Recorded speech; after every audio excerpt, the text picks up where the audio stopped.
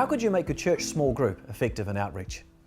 Well, welcome to my imaginary small group, and this is what we're going to be talking about today. It is commonly recognised that while all churches need to be evangelistic, that healthy churches grow, not just evangelistic ones. And this is because the warmth of the fellowship and relationship within a church is really a key part of what will cause people to stay when they visit your church. And the small groups within the church are an absolutely key part of this.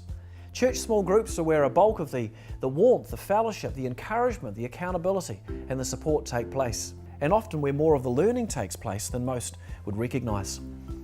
In this little teaching in front of us, I would encourage you to take notes, because there's going to be quite a number of points, but they have great value for your church small group. A very useful perspective on church outreach can be gained from a little teaching called the Four Pistons of Evangelism Mobilisation. Now, if you've got a car and it's got 4 pistons, you need 4 pistons to be able to drive along. But if only 3 work, the car will be spluttering down the road, and if only 2 pistons work, the car won't really be going at all. Now, when it comes to outreach, we can mobilise people at 4 different levels in the same way. First of all, we can mobilise individuals. Secondly, we can mobilise people through small groups. Thirdly, we can do congregational outreaches. And fourthly, we can work together with other churches to reach out within a region. And the point of the illustration is that every one of these is needed. Individuals need to be able to engage people in conversations about spiritual things where they are every day. Small groups create a relational environment that people can come into, where they can feel the warmth of Christian love in combination with conversation, discussion, and even teaching about the Christian message. Congregations can then do things that you can't in a small group and can provide special services. You can run marriage courses and various things like this to which all the members of a congregation can come. These are tools to be utilised in outreach. And then we need to work together as churches, because to take an Australian study as an example, 6 out of 10 people may not have a church-going friend. This means that even if we mobilised all of our members to outreach, 6 out of 10 in our communities still might not hear. So our churches do need to work together to get the gospel to every person or every home, or things like this now and again. Now, to give a couple of observations about this simple illustration. First of all, which of these 4 pistons do you think is the most important one? The individual, small group, congregation, or combined? I would suggest to you that it's the individual. And this is because 100 mobilised members within a church who go out to engage conversations in their workplaces and neighbourhoods in the course of their everyday lives are going to be capable of far more than any talented pastor or even small group leader running programs that people might be invited to. However, if the mobilisation of individuals to outreach is the most effective, what does that make the home base for evangelism? And I would suggest that it makes the church small group the home base for evangelistic outreach. And this is because most people cannot sustain a focus on outreach, personal witness by themselves. And you can't get that to happen from a congregational point of view. In other words, if I'm the pastor and I'm speaking to a congregation, I can motivate and teach as much as I like, and people can listen to me and nod and smile. But they might be thinking about what they're going to have for lunch afterwards, and I can't tell. Personal accountability and encouragement only take place in that context of relationship. That's in the small group. And this is why it is the only way I believe that a sustained focus on personal outreach can be established in a church if this small group dynamic is a part of it, which is why we are all here today discussing this.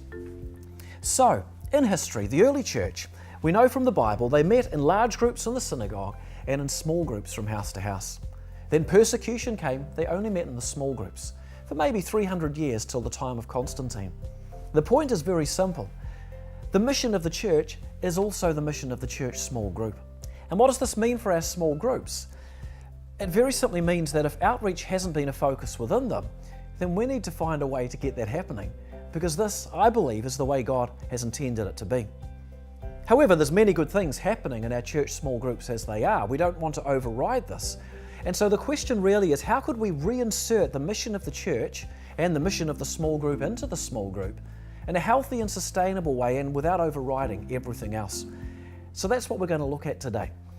The one thing I am going to assume during this is that you are small group leaders within a church where your pastor or key church leaders are trying to build a sustained culture of evangelistic focus. and in particular behind seeing members equipped to engage everyday conversations. And therefore what we're looking at in our small groups is how we could take those same messages and amplify them in our lives and in the lives of our small group members, because that is a recipe for some really good momentum and fruit. So let's start 4 points. First of all, we want to include our mission as a category in our annual goals. Annual goals in a small group, maybe you're meeting at the start of the year to discuss them, would typically be in 3 main areas. How do we increase our love for God, our love for one another as believers, and our love for others in the world around us to make a difference? This third one is where the work of the gospel comes in, and this is where multiplication becomes a natural end goal that we have in sight for our small group. Then what we could do in this session at the start of the year is get everybody to make a list of friends that they would like to reach out to in the coming year. And then you list anything that you consider that could be a hindrance to that person coming to faith in Christ. These are things you can pray for during the year and things that you could engage them in conversation about. And then thirdly, make a list of any of the interests that those friends have, because these are your bridging or connection points through which you could spend time together with these friends, whether individually or as a small group. Having included our mission as a category in our goals, we now need to make space for it in our weekly program. The typical program in a small group, whether it's been articulated or not, is easily summarised by a thing called the 4 W's. And that is that there is a welcome, followed by worship, then the word, and then works. Welcome is saying hi to everybody and making sure they feel loved. Worship is where we turn our focus from on one another through to a focus on God. We then look at the word and consider its application to our lives. And then the leader, the works part, points forward and says, great, thank you for hosting us today. Can I remind you next week we meet for this purpose at this time and at this place, and gives any other announcements. What we're simply suggesting here is that we include witness as one of the points in our agenda. This is one of the things that we could look at in an average week. Now, out of these 5 things, which 2 must we always have? The answer, as unspiritual as it might sound, is the first and the last. That is the welcome and the works. This is because we always need to welcome people so they are cared for, but also leadership is significantly about vision. And there are people who will lose interest in a church small group if they don't have a sense that it's going somewhere, that they're learning and growing or achieving something for the kingdom. And so it's essential that the leader always casts vision and introduces things that are coming up so we know where we're going and why. And so the way this works is that the amount of time you would spend on worship, word and witness can be nothing through to all the rest of that time in a given week. For example, if every week you had 1.5 hours only, a barbecue would equate to 1 hour and 25 of welcome, saying hi to each other, followed by 5 minutes in which the leader thanks the host, those who prepared the food, says, great to see you to any new friends that joined, and then promotes the next thing that everybody could come along to. Were you to have a prayer meeting, this might equate to 5 minutes of welcome, 1 hour and 20 of praying and worshipping, and then the last 5 minutes, the works, where the leader again casts vision. But what this means is that on other occasions, witness can be a component. It could be given 5 minutes, it could be given 20, 30 minutes, or the entire middle time within that sandwich with a welcome and the works always as a part of that picture. So we have reinserted the mission of the small group as a category in annual goals and created space for it in our program. What we now need to do is some planning for the year ahead. And in this, firstly, we want to give a recognition to the natural opportunities and seasons within a year. Now, most churches will have a year calendar and a program. It's essential in our church small groups that things our key church leaders have put on that calendar go in our calendar first. Christmas and Easter would usually be the natural outreach seasons, but there might also be a church camp and a variety of other things, so they go in our small group program. Secondly, because we now have some natural outreach seasons, imagine it's Christmas and Easter, though it could be other times, what we can now do is begin to focus outreach things into these periods. That way we can focus on other things in other parts of the year. So for example, your church leaders may have been equipping you in certain things to do with outreach, how to engage a conversation, to turn a conversation with 3 great questions, how to share your faith. These things can be revised in the 6 weeks leading into an outreach season. So if Christmas is the focus, from mid-November onwards, maybe you begin to talk about the friends you've been praying for all year. How could they be invited? But then you revise that if you're in a conversation and someone says something you disagree with, how do you turn that into a conversation without disagreeing and ending it? What do you mean by that? Where'd you get that idea from? Have you considered? Very simple. It puts these things in long-term memory. And as a result, what you're doing is amplifying what your church leaders are teaching, which amplifies the effect and the results. And another thing that we can do in recognition of seasons is intentionally program to connect with the friends we've been praying for throughout the year in these periods of time. We've listed their interests, and so these could become connection points. And then to organise it, we look at the gift, shape, ability and passions and experiences of our members. And we try to facilitate teamwork where people are able to work according to their strengths. And so for a simple analogy, one person has the gift of the gab, another has a boat, and another has a whole lot of non-church friends who'd love to go fishing. So why not take this guy's friends in this person's boat with this person who's really good at conversing with people they don't know? So having reinserted the mission into our goals for the year, having created space for it in our program, having planned for the whole year, what we really come down to now is the way we lead in the application of this plan with a goal to sustaining the focus. Here are some simple tips, and I point out that sometimes here it's the small things that make the difference. I would recommend to you that every quarter, every 3 months as a leader, that you cast vision for the coming 3 months, letting your members know what your small group goals are and content is in that period, but also helping them to see the opportunities that exist for outreach, both individually as a small group and within the wider church programs.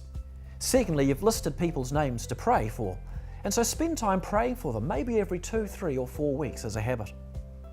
And then you could ask for regular testimonies, because these will encourage and build momentum. And again, maybe every 3 or 4 weeks you do this during your group time.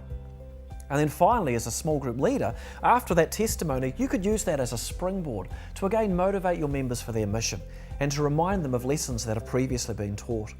This way, the plan is being applied and you can actually sustain right through a year things that may have been taught at the very start of the year.